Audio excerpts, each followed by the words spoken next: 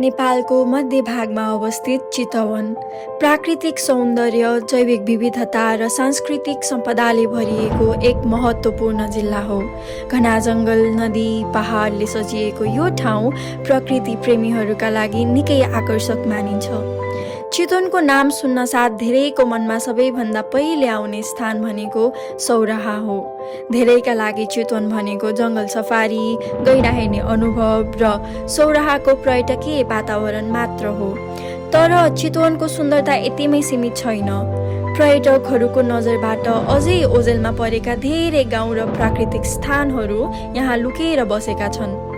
यिनै मध्ये एक हो अप्पर धनगढी माथि अवस्थित शान्त र सुन्दर गाउँ मायाटार।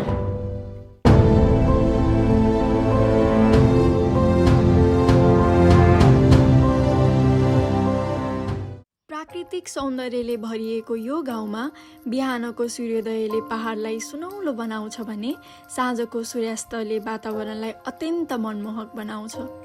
तर यो सुन्दरताको पछाडि यहाँका मानिसहरूको जीवन भने निकै साधारण र सङ्घर्षपूर्ण छ। यसै कारणले हाम्रो कलेजको CSR पहल अन्तर्गत हामीले मायाटार गाउँसम्मको यात्रा तय गर्यौँ।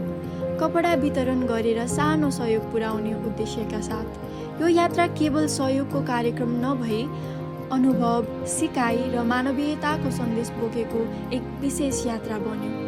यस डकुमेन्ट्रीमा हामीले तपाईँलाई चितवनको अर्को पाटो देखाउँदैछौँ, जहाँ पर्यटनको चमकभन्दा टाढा प्राकृतिक सुन्दरता, सरल गाउँले जीवन र मानवीय सम्बन्धहरू भेटिन्छन्। यस पहललाई अझ राम्रोसँग बुझ्नका लागि हामीले यस कार्यक्रमका संयोजकसँग छोटो कुराकानी पनि गरेका थियौँ।